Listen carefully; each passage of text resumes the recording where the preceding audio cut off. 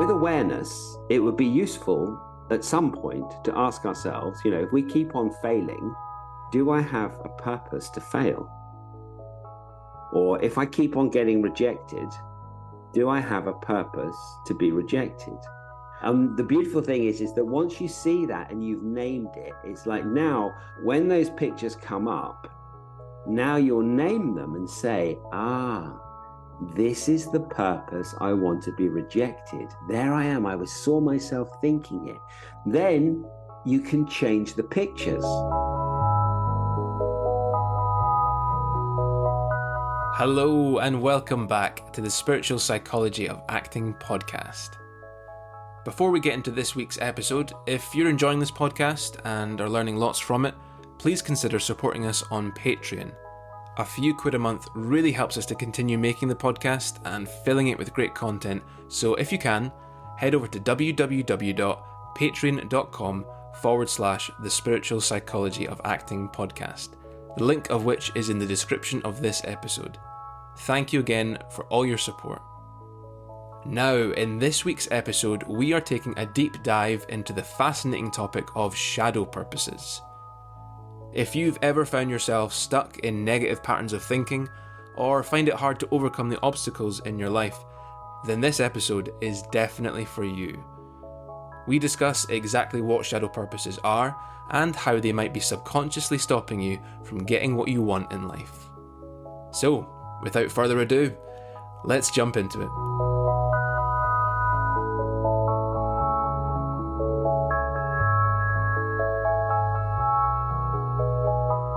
We've talked before in this podcast about purposes in quite a few episodes, and this week's topic is more specifically shadow purposes, with a main emphasis on the two biggies, the two main ones of I want to suffer and I want to fail. But I think to get a proper grasp of what shadow purposes are, it might be helpful to go back. It might be familiar ground for some people, but I think it's good to get an understanding of what purposes are in general. So could you give a brief overview, John, of what we mean by purposes? Yeah, sure. Well, first of all, this is an absolutely fascinating topic. It's an absolutely fascinating part of the course. And it's one where when I introduce this, people tend to have a lot of revelations about where they might have been going wrong. And especially for actors, turning up to an audition with an unconscious drive to fail is not useful. So I hope the listeners find this really useful, this topic. But first of all, purposes. So brief overview. So a purpose is a want. And a want is that which I think is attainable. And purposes come in pictures and mental sensations. Really, purposes actually, if you strip it right down, they are impressions, they're mental sensations. So for example, if I want to be loved, it means I want to have the feeling that I'm a loved person. It might mean I have an objective. I want you to love me. I want to see in your eyes that you love me. That's a picture. But actually, it's to generate a certain feeling within. And purposes, when we use the word purpose, what we're implying with a purpose is that it's a desire which, in the most part, and to most people, is subconscious, is unaware. An aware purpose we would call an intention, and an unaware intention or drive we would call a purpose. So most of this stuff is invisible thinking or subconscious thinking below the level of visible consciousness. And I would say probably of all the purposes, the shadow purposes are the most invisible in our psyche, the most invisible aspect of our psyche. And the purposes, of course, are divided into groups. We may have talked about this in previous podcasts, but it's useful just to recap, is the first we call natural purposes. So these are the ones that nature provided us with and are at the core of every mind. Things like I want to survive, I want to procreate, I want to enjoy my life, I want to be free, I want to be healthy, I want to have a long life, I want to have peace of mind, I want to relax. These purposes are the least of the troublesome ones. In fact, if we had only the natural purposes, that would give us the best opportunity to be happy. Be bliss, Then yeah. we have, that would be bliss if we could just have the natural purposes. But modern society isn't like that. We're fed with all sorts of other purposes, from an early age. And so the other purpose type, number 2, we call egotistic purposes. So these are purposes that come as a thought in another person's mind. So going back to say, I want to be loved, it means that I want you to have the thought, I love you. I want to see in your eyes that. So the fulfillment of my desire is a thought in someone else's mind.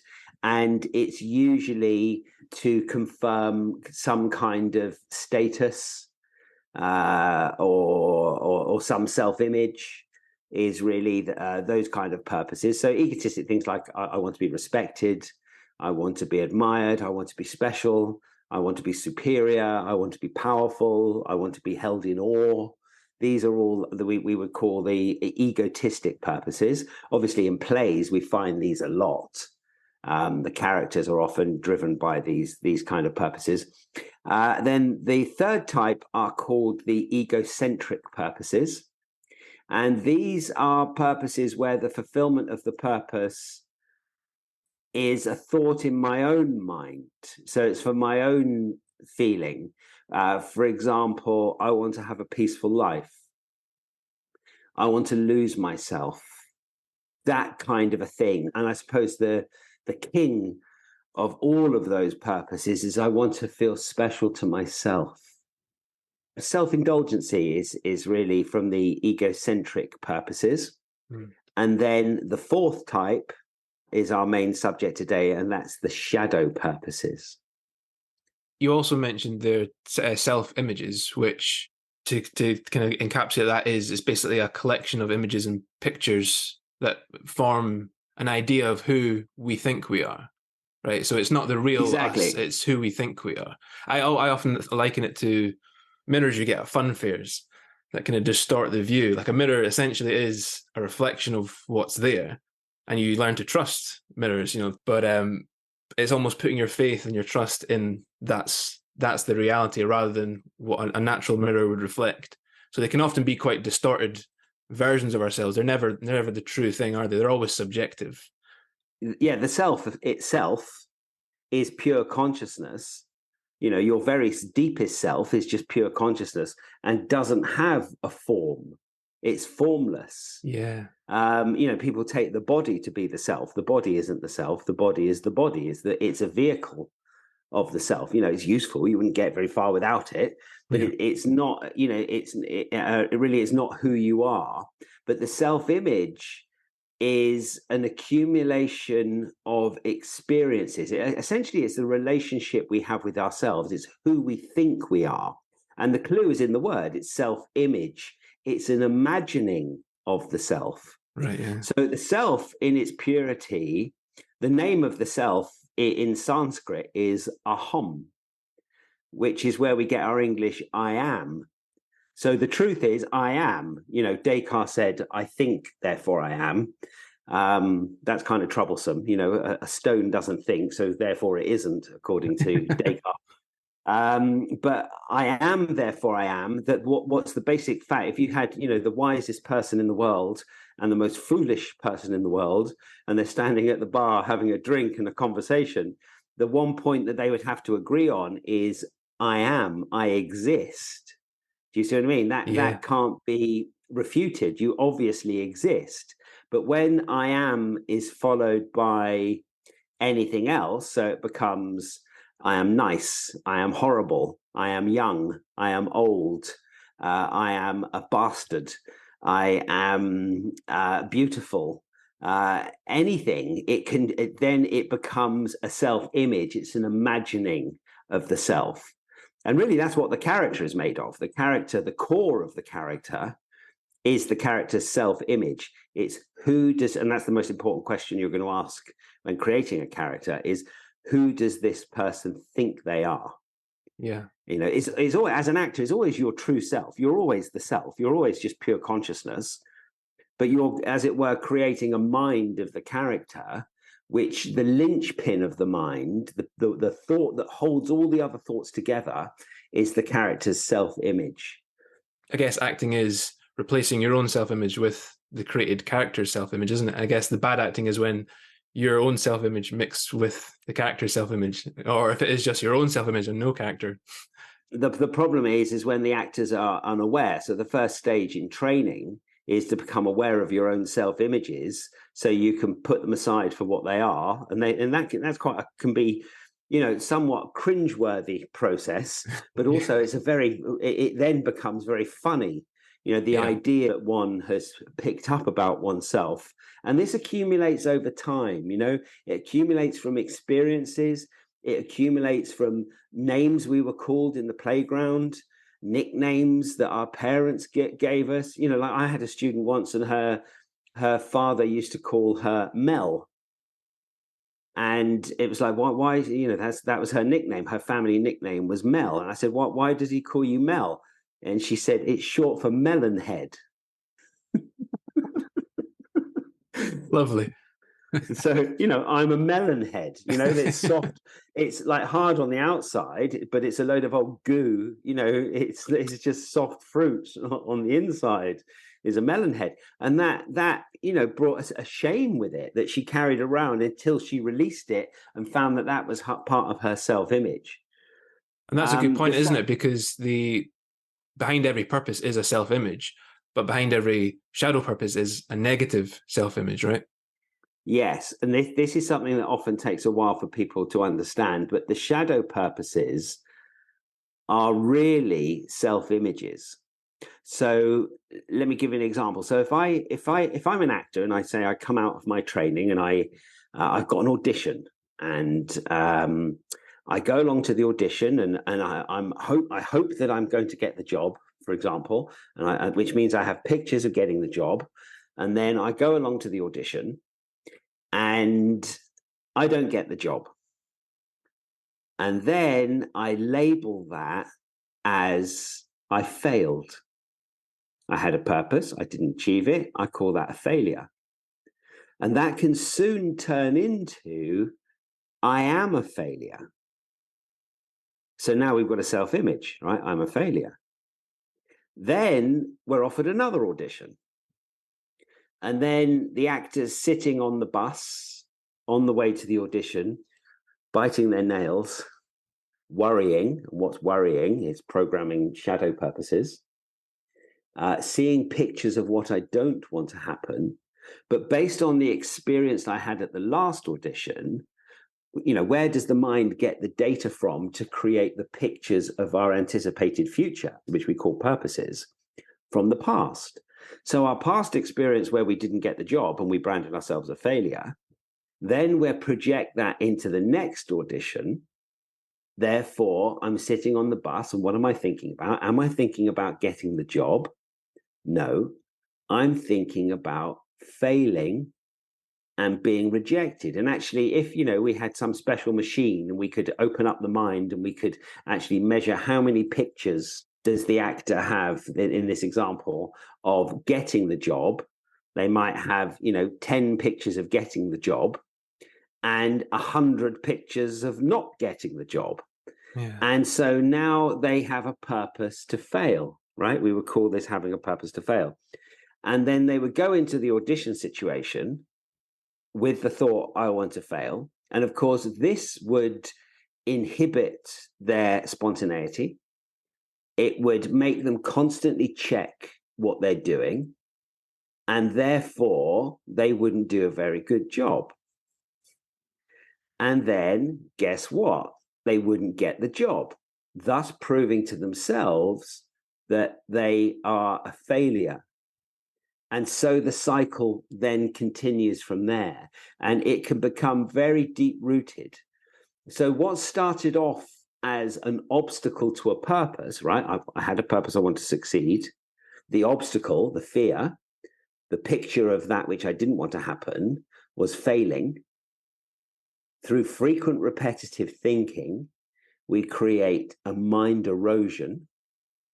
And a mind erosion is the perpetual use of a specific pattern of thinking which is always governed by a purpose, like I want to fail, which is not preceded by any orientation. So the mind has a process where it orientates to new, it's constantly going on. We're constantly orientating, even listening to these words, the audience are orientating to what's being said. They're creating a frame of reference.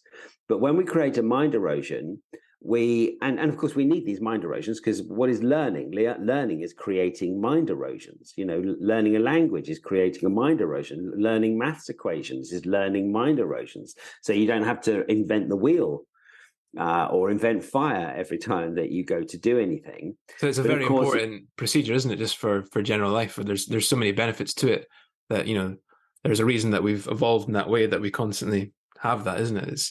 It's when it subverts is when we start to run into trouble.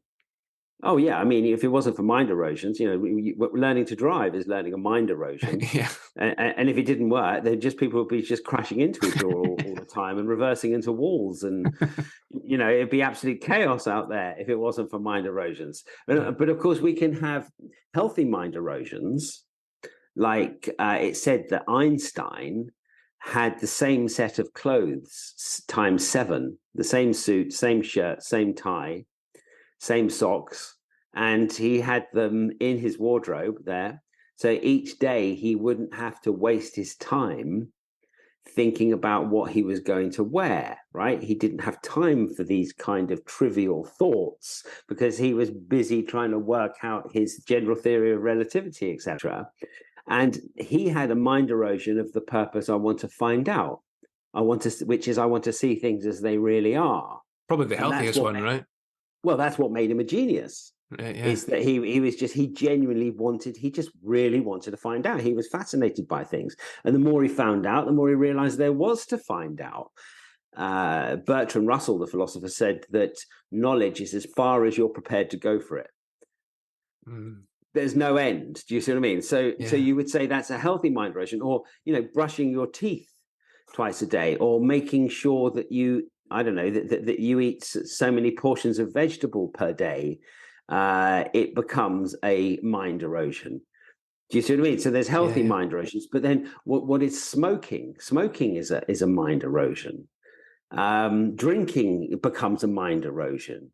Do you see what I mean? All of these things so that mind erosions are neither good nor bad. It just depends on the purpose and whether the purpose is useful or not that the mind erosion is of.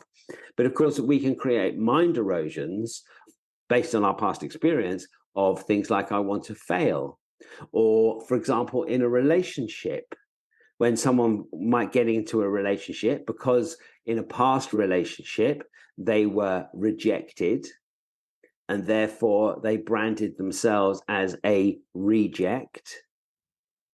Then in the relationship, they're anticipating being rejected. So what effect does that have? If they're always seeing pictures of being rejected, then they want to be assured all the time. And they might be testing their partner all the time based on this fear of rejection. And this turns into neediness. And as we know, neediness is repellent. Get off me, stop it, stop seeking reassurance. It's repellent, it's off-putting. And then lo and behold, they get rejected, thus proving to them that they are a reject. So you see that the thought I'm a reject and the purpose I want to be rejected are one and the same. You can't have one without the other. So that's really how the mind erosions of the shadow purposes originate.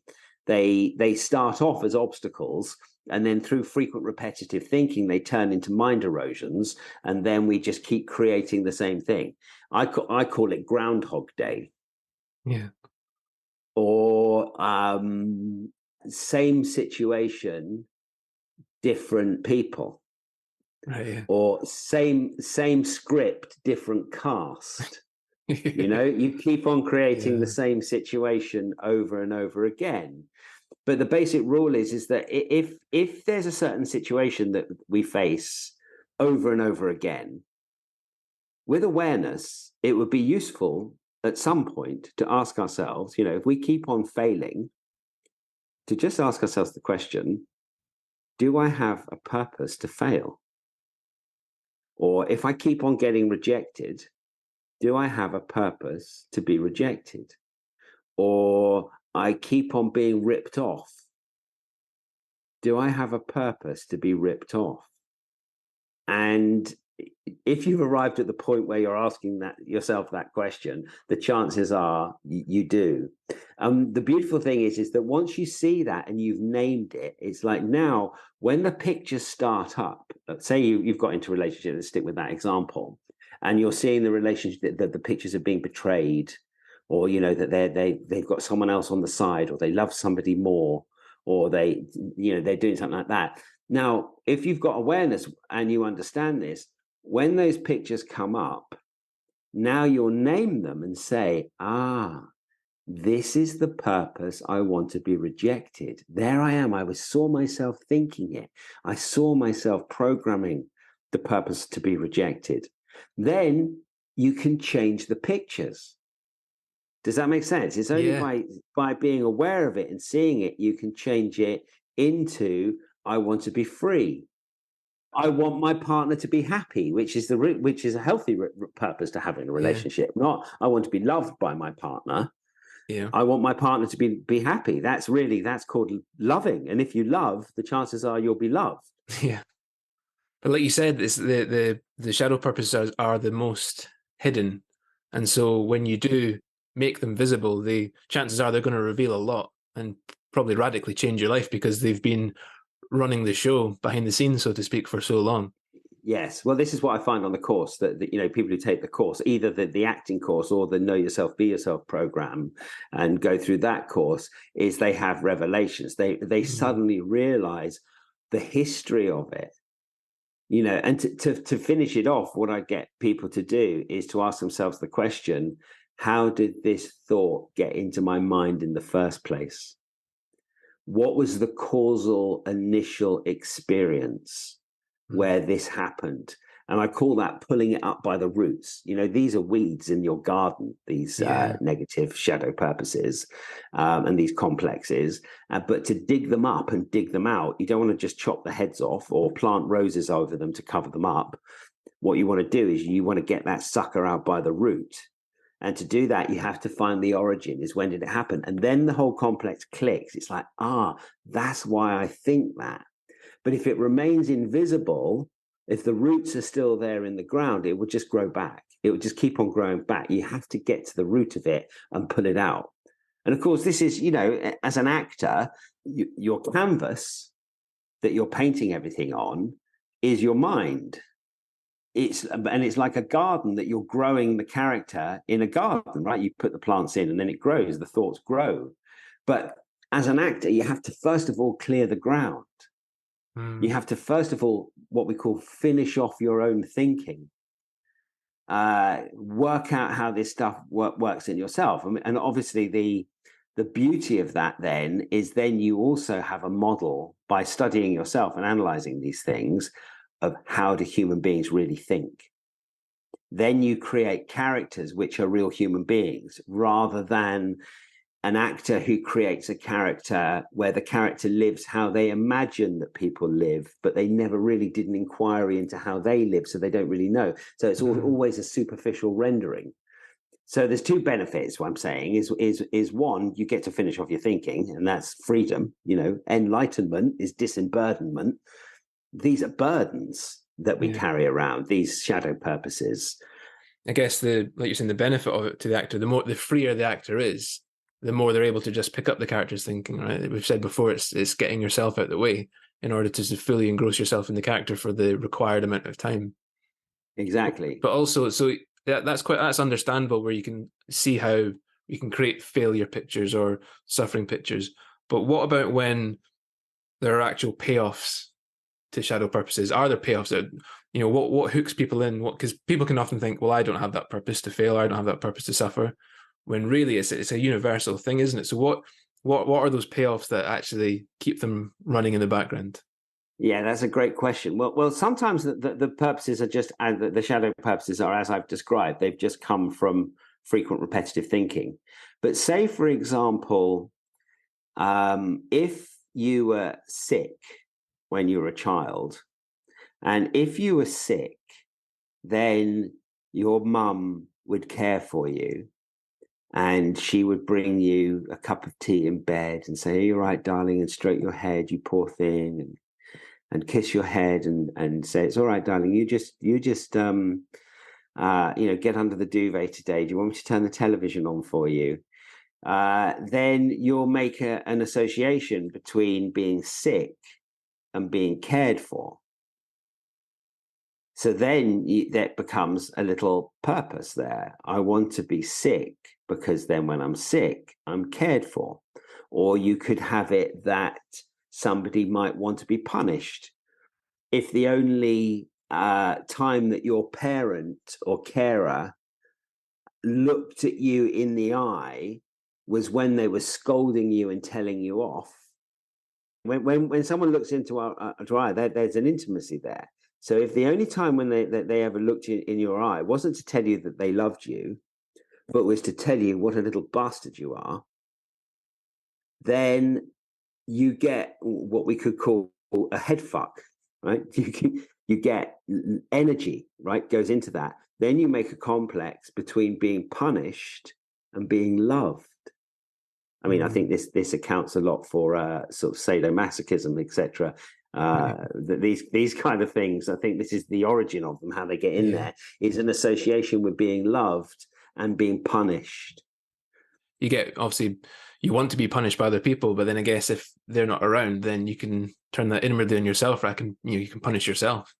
Absolutely. Then you want to suffer to punish yourself. And you might go around collecting situations where you can suffer. Yeah. Or another example is I had a girlfriend and she would have these really wild emotional outbursts and get very upset. And then it clicked what was going on. And that's that she had a purpose there. She had a little pattern of thinking that said, emotionally distraught people are powerful.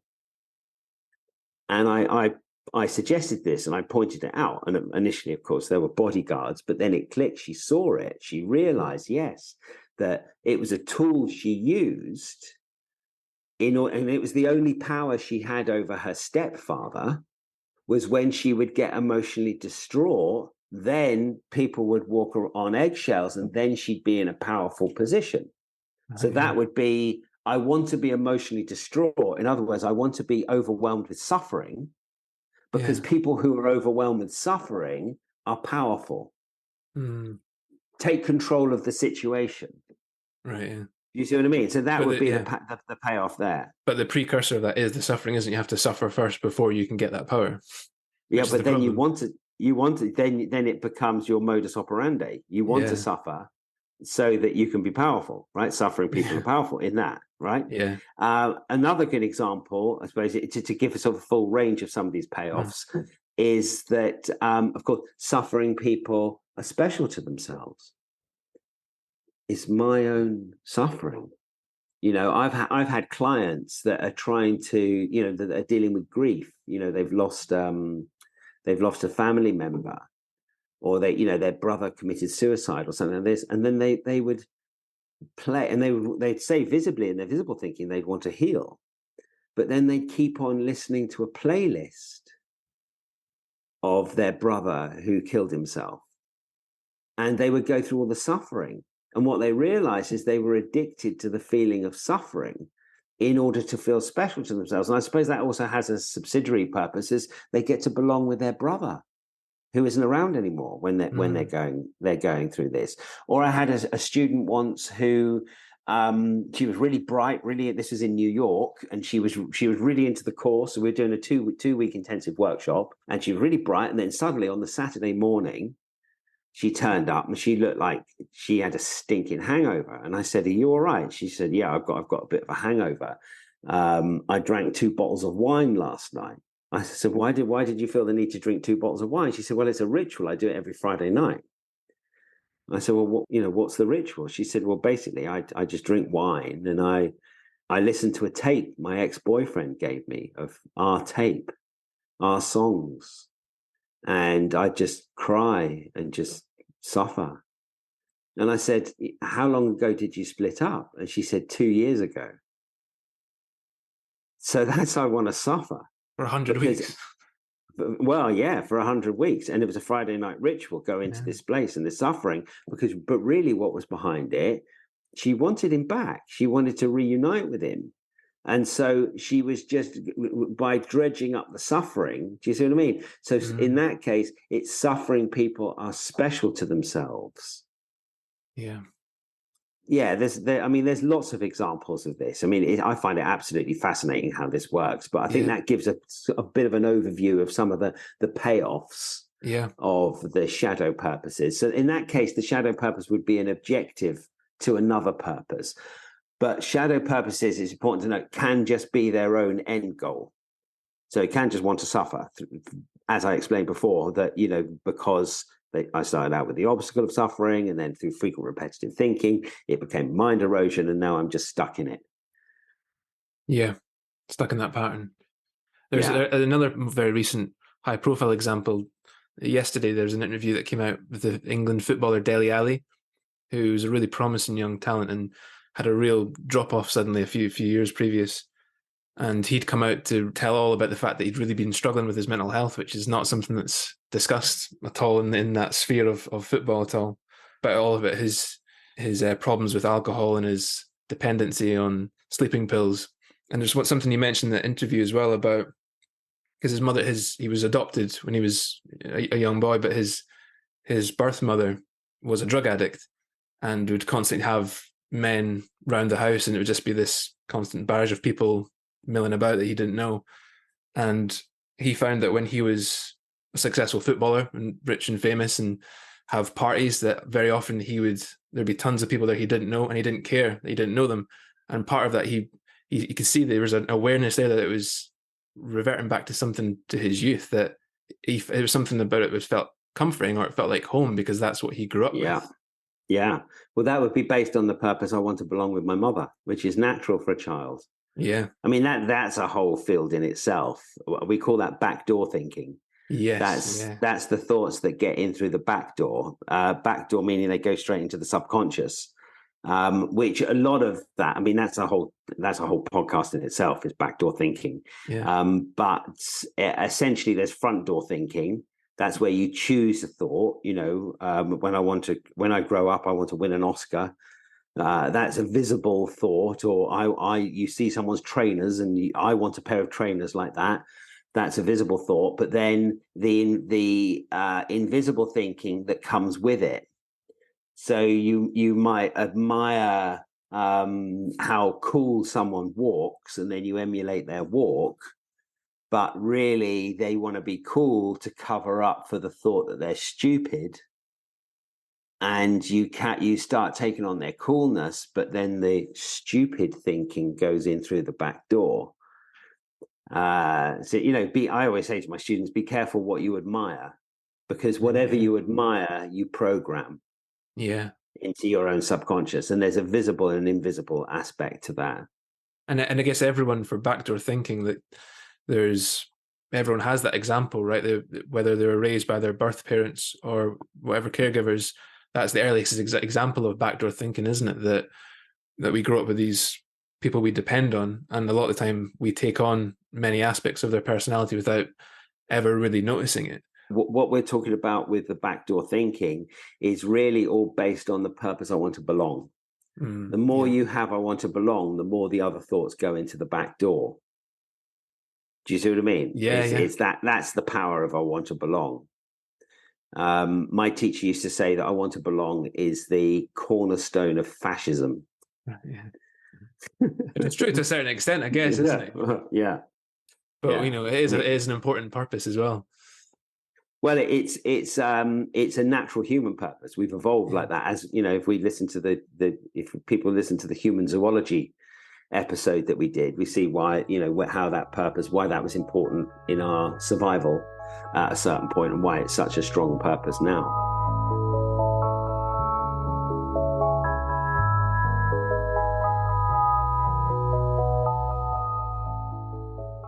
Did you know that the space behind your eyes and between your ears is the interface for the most powerful organic computer in the universe.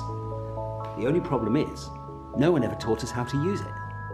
I'm John Osborne Hughes, creator of Awakened State. We provide courses to help you to fulfill your potential and be your very best self. Starting this autumn, I'm offering an exciting new course on the life-changing principles of practical psychology that will help you to get the most out of your most valuable asset of all, your own mind. The course is called Know Yourself, Be Yourself, and focuses on the 3 higher purposes of human life. 1, to solve your problem with life. 2, to define and align with your unique gift and service to the world. And 3, to realize your true self, the infinite being that you truly are. It's guaranteed to blow your mind, free your spirit, and improve every part of your life.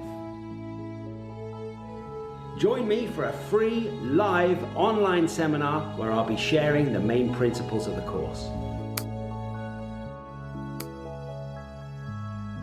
I look forward to meeting you for what promises to be an inspiring and enlightening seminar.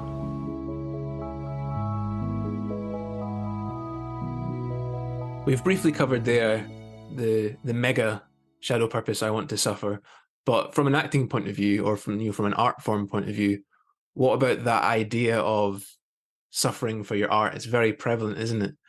Yeah. Especially in acting, I think there's a lot of American acting teachers, especially, that hold on to the idea that you have to really suffer for your art. What do you think about that?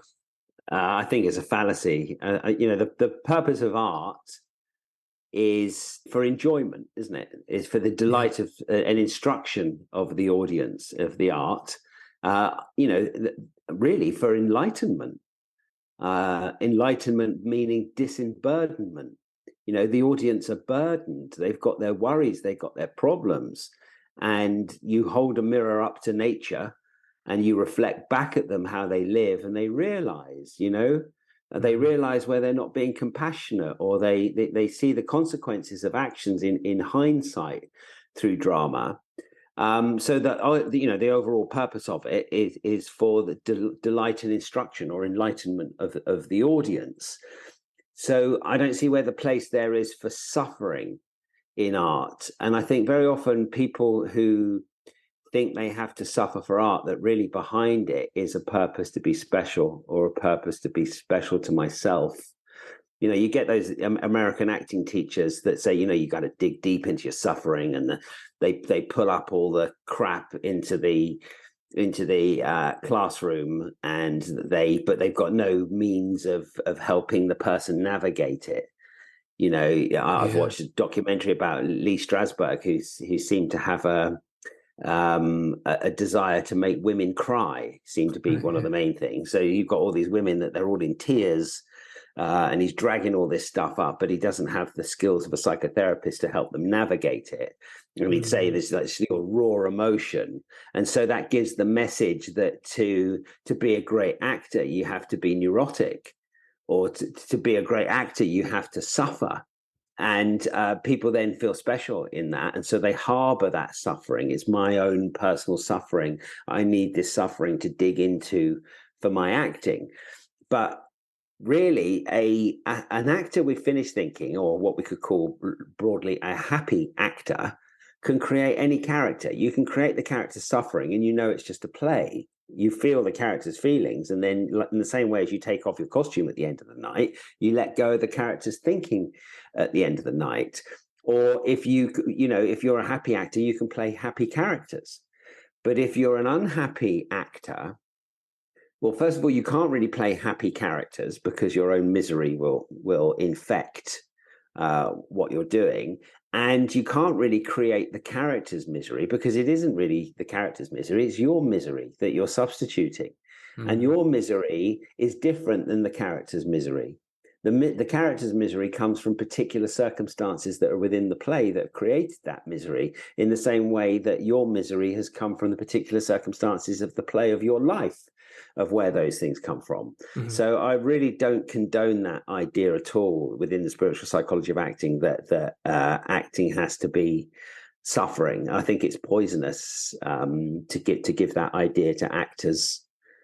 Yeah, especially young actors. I think I remember reading a book by an American acting teacher, and a lot of that book was about using your past and using your, especially stuff that hadn't been resolved, to fuel your character's performance. And I remember just thinking, this can't be right. This can't be, like, it started to kind of bog me down, because I got, you know, I could come from a very loving family, hadn't had much tragedy, and I was like, do I really want to be inviting tragedy and suffering? Is that going to make me a better actor? Like, it's a terrible thing, I guess, to promote, because you're starting to look for the worst in every situation. You're starting to think, what can I, and then in a kind of a very nasty way, you're then looking to profit from that suffering, your own suffering. Well, you become addicted to it. This is the thing about the shadow purposes, is they're addictive. Yeah. Do you see what I mean? That suffering is addictive. Failure is addictive. You know, people talk about addictions to, you know, crack and heroin.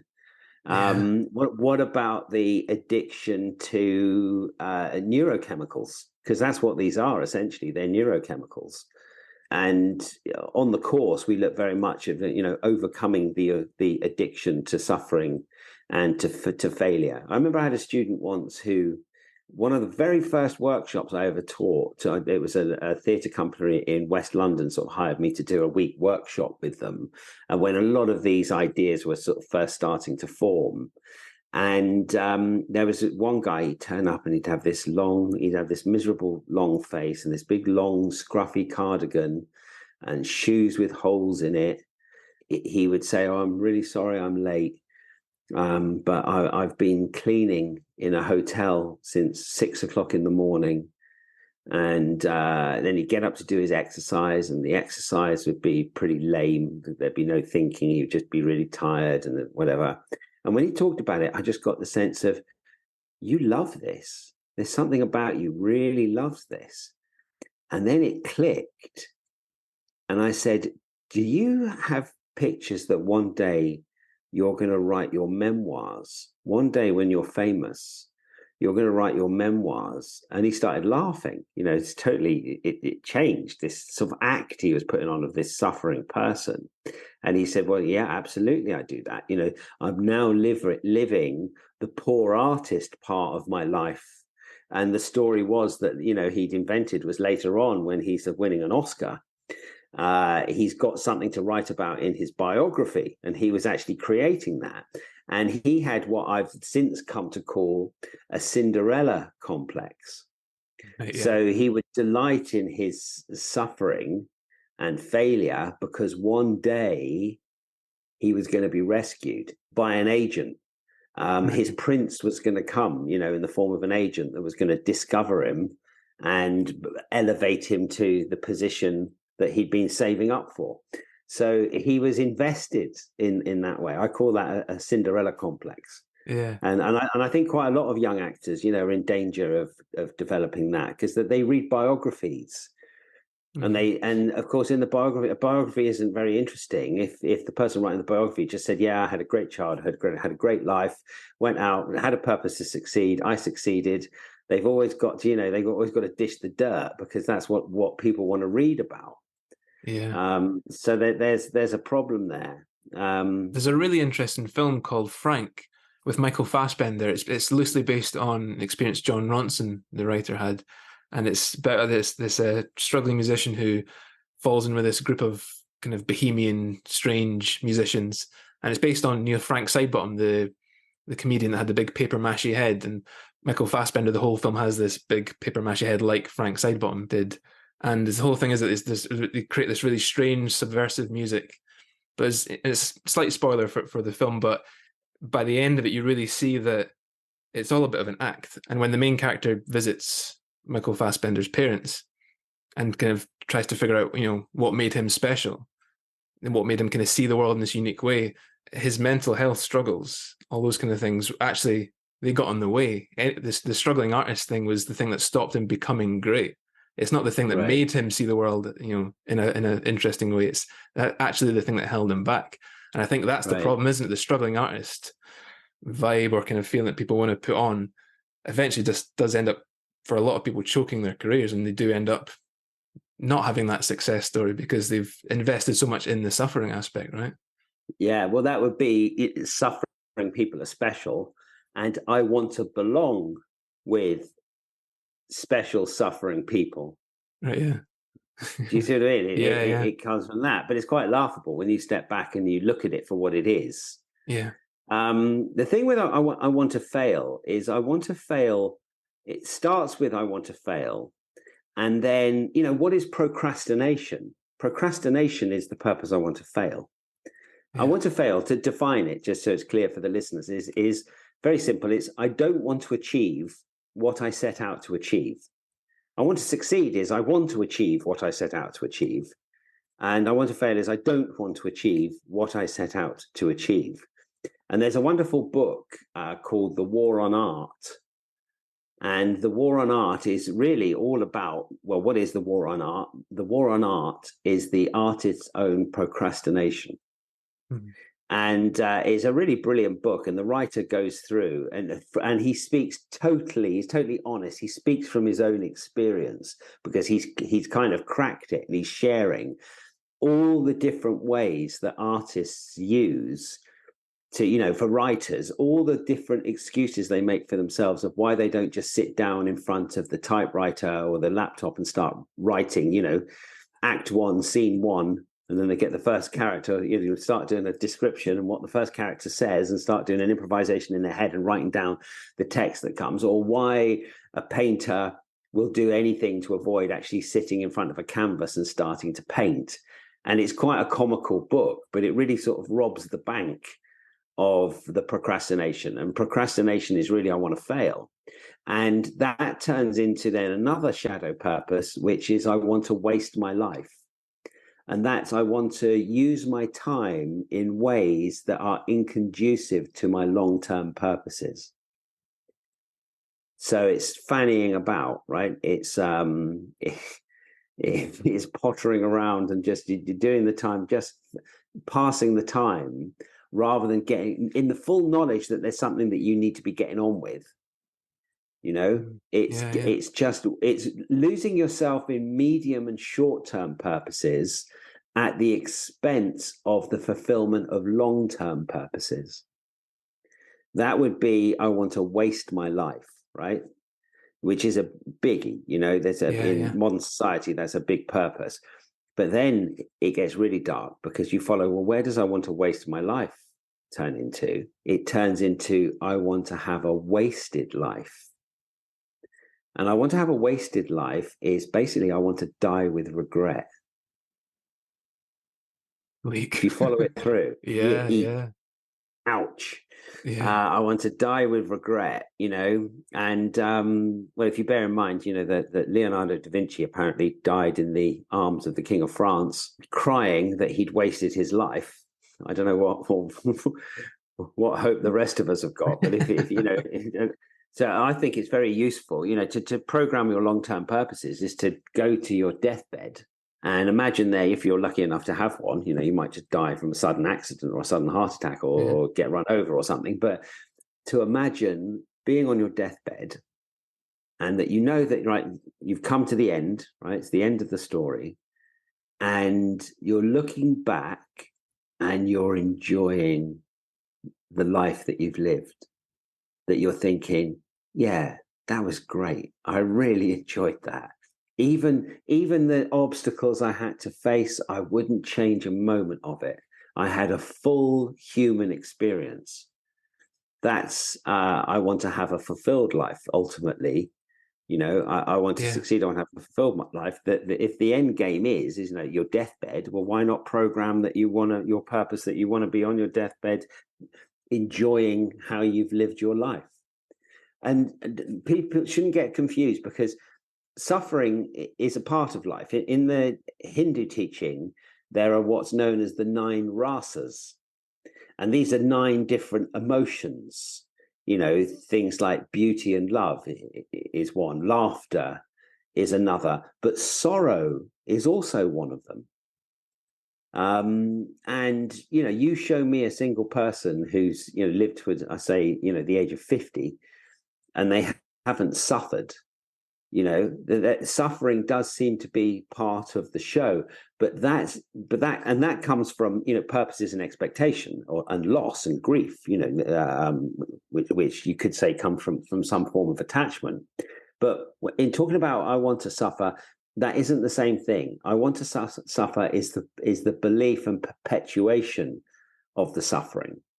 I believe that suffering is inevitable to some degree. I don't think you're going to have a full human life. Or at least you could just sit and avoid life completely if you want to avoid suffering. Well, especially for an actor, that's you have a lot of rejection. That's part of the deal you make, really, as if you go into the profession, is that there's going to be a lot of times you don't get the job, and it's a lot of time it's out with your control. I think that's the distinction, isn't it? That it's the sorrow will come because there's outside forces, but the self-inflicted suffering and sorrow, that's the indulgent kind, isn't it? That's the one we can get attached to. Yeah, exactly. So I hope everybody understands that distinction between suffering and the purpose I want to suffering. Not all suffering is the purpose I want to suffer. Yeah. That's not what we're saying here. Yeah. So going back to the other shadow purpose, I want to fail. I remember in class you really explained the whole purpose and kind of got the pictures of the whole idea of I want to fail by using the example of, was it Chris Waddle in the Euros penalty shootout for England? Yeah, unfortunately, there's lots of examples of this. More recently in 2022, we've got Harry Kane taking a penalty against France, where he whacked it over the bar. But the one that always sticks in my head is the Chris Waddle one. If anyone listening to this, just he puts in Chris Waddle penalty miss. I can't remember the year, but it was many years ago. The one that sticks in my head, and what I remember is, and you'll see it the same with the Harry Kane one, or unfortunately, the English football team seem to have this purpose. I want to fail. That's why they don't. That's why they don't win. If you look at the footage, what you see is the football player, let's say Chris Waddle in this example, as he's walking up to the spot with the ball to place the ball down, you already know that he's going to miss. You can see it. This makes, for me, very uncomfortable watching when I'm watching these, because I know it's like, right, he's going to miss. I can see them because I can see that they've got the purpose to fail. And what does it mean? It means in the mind, they're seeing pictures of the ball going wide. And then you watch Chris Waddle. He puts the ball down. He steps back. He sees a clear picture of failing, right, of it not going in. He runs up to the ball, and just as he kicks it, he loses himself. There's a moment where he just zones out, and then he just kicks it. And of course, it either goes, I can't remember if it goes over the bar or it goes wide, or he fails, essentially. Yeah. And then I asked myself the question, when did he program this? Last night in the hotel, when he couldn't sleep, for example. Yeah. And he's tossing and turning, and he's thinking, what if I, I've put my name forward as someone to take a penalty. What if I miss? Oh my God, what about the humiliation? I'm Chris Waddle. I'm an admired football player. I've got so much to lose. If I missed, I'll always be, well, here we are now. We're remembering Chris Waddle, not for all the brilliant football he ever played, but for the miss of the penalty. So he's lying in bed, I'm assuming, right? I don't know if this is a fact, but I'm just to give the example. And he's seeing the pictures. And what I hope people understand is that in those moments, he's worrying, we call it worrying, which is programming shadow purposes. So he was, in the night before in the hotel, he was programming the purpose, I want to fail. And you can see that as he's walking up to the spot, he's already created those pictures. And then, of course, he kicks it and it goes wide because he loses himself from the pain of the failure, just as at the wrong moment, which is the moment his foot makes contact with the ball.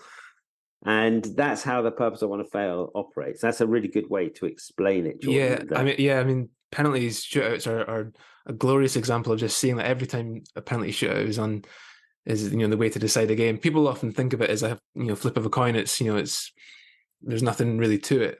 But really, I think the truth of it is it's incredibly psychologically in depth, and you can see it written on the faces of players as they step up to kick their penalty. But it's fascinating. You as have well. an example about this, don't you? You have an example of Liverpool Chelsea FA Cup final. So this was last year in the FA Cup final, Liverpool Chelsea. It was 0-0. It went all the way to penalties, and it was really, somebody had written a thread on Twitter about this, and it was fascinating the way the two managers of those teams prepared. They'd have roughly 5 minutes before the penalties start, and the Liverpool manager Jurgen Klopp, he'd already written down his players, the top 5 players that were going to take the penalties, who's going to take the penalties after that. And he'd gone to each player individually away from the group and had asked them, are you okay taking a penalty? Giving them a bit of a pep talk, a bit of encouragement. And that took maybe a minute and a half. And then all the players start to gather and huddle for the last little team talk. The Chelsea manager, Thomas Tuchel, he wasn't prepared, hadn't made his mind up about the players. He walks into the huddle, and all the players are kind of waiting with bated breath, and he's still deciding. He's in the middle. They're just still making his decisions, and then he asks people there in front of everybody, "Can you take a penalty? Can you do it?" And of course, there's the societal pressure that we've seen before. It's not the best environment in which people are going to give an honest answer.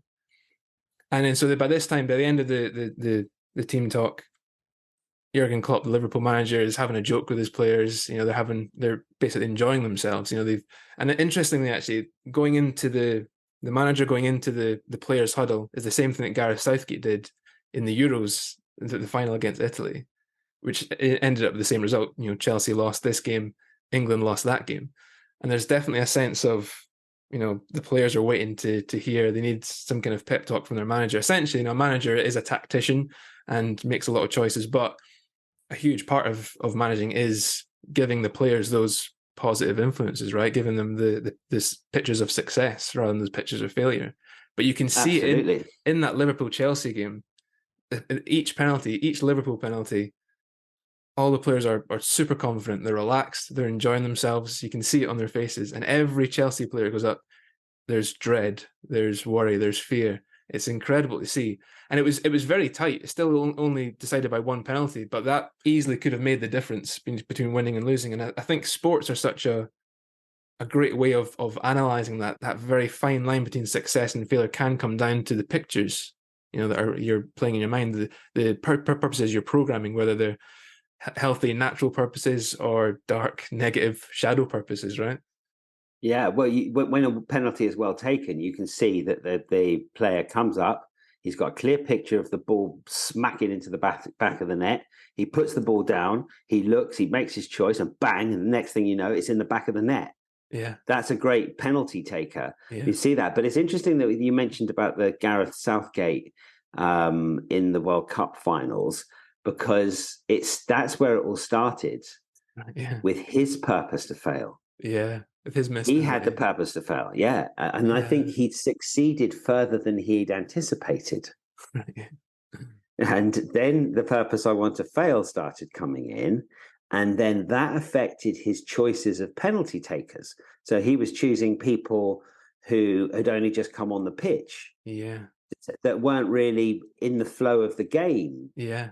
To take the penalties. So it starts with the manager and their purpose. And it's interesting you mentioned about Jurgen Klopp, because he's got such a sort of clear purpose, or at least he did the season before last one, such a clear purpose to win. Or the Pep guy from Manchester City, he's just got such a clear I want to be the winner purpose, like shameless. He just goes about it. He just does, he's just got the pictures of they've got the bank balance as well, but he's got the pictures of winning, and that's why he's a winner. But if you translate into the theatre, the manager, of course, is the director. Yeah. And so much of it comes from the director's thinking. It does come from the actor's thinking as well, but the actors are so affected by the director's thinking that if the director has a purpose, I want to fail, they haven't finished off their thinking, then that will trickle down and affect all of the actors. So what you really want is a director who has awareness and understands their purpose and knows how to program the purpose, I want to succeed. And you get this, any actors out there have been in plays have always noticed, you may have noticed that quite often the director, in the last 2 weeks leading up to the performance, they start getting agitated and tense because their ego is on the line. And what they start doing is anticipating failure. And then they start blaming the actors in anticipation and having a go at the actors and getting terse with the actors, which is all, which is a failure of a director, because you want your actors to be really confident and ready to go, not full of failure. So it comes from that. And it's like, I'm starting in the autumn, I'm starting for the first time, I'm doing a directing program, starting to teach directing. And we're going to spend quite a lot of time looking at sort of, patterns of thinking and getting the purposes right as a director, because everything else follows on from there. It's having the right purpose and knowing what your job is and seeing the potential for the play to succeed. That's what makes it a success at the end of the day. Yeah. I was watching a documentary last night about James Cameron. All right, yeah.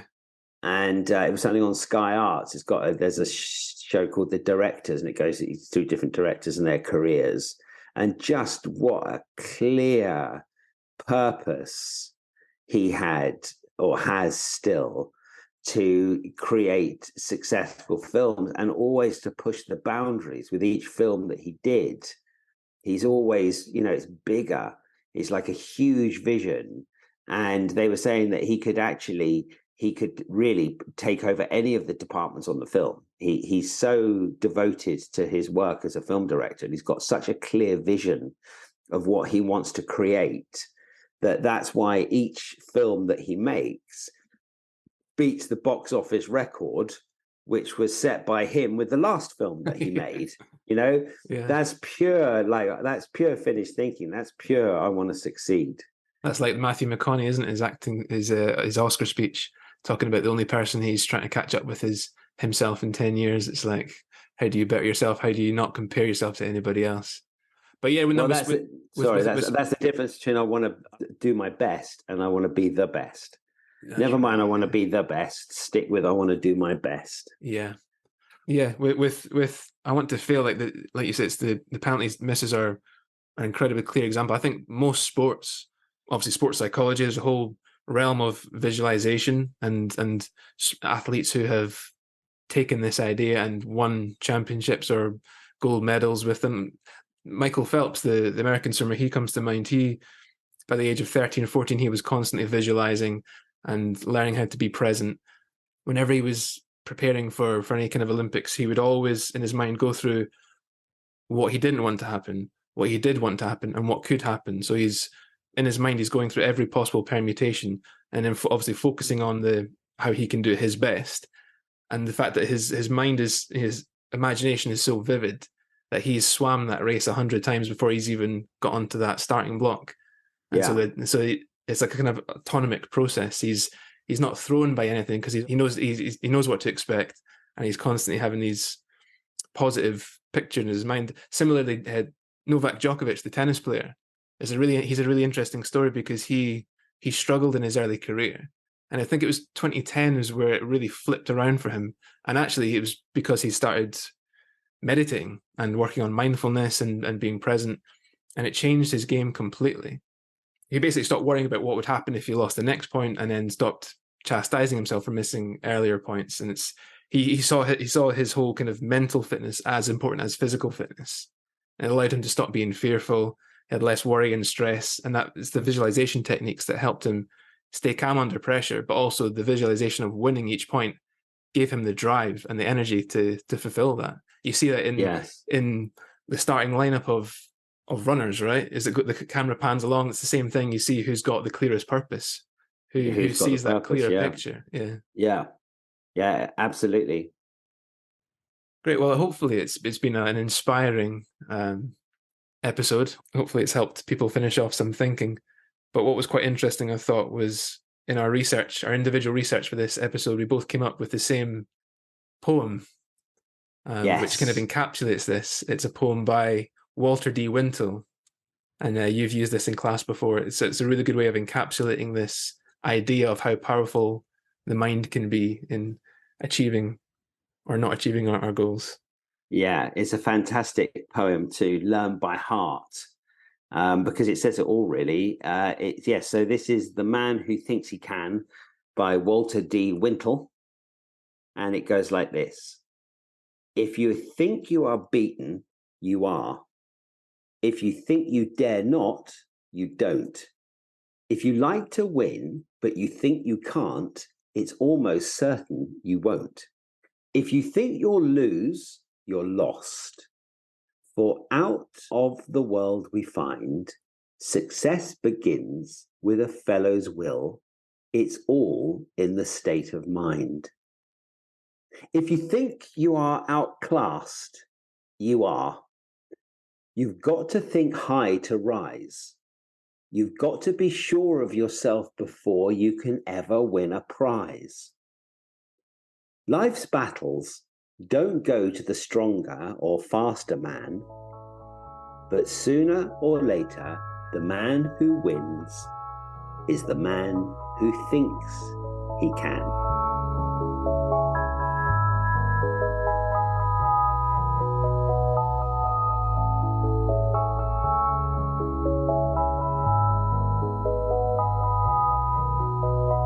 Thank you for listening to the Spiritual Psychology of Acting podcast. If you're interested in learning more about purposes, you can purchase the part of the course called The Spectrum of Human Purposes via the website. Link for that is in the description of this episode. It comprises of 4 2.5-hour sessions, so that's 10 hours worth of content in total, and it covers in great detail all of the human purposes, of which there are over 180. Again, the link for that course is in the description of this episode. We'll be taking a short break for either a week or two, but when we do come back, our next episode is all about accents and features our special guest, accent coach Sarah Valentine. Until then, take care and we'll see you next time.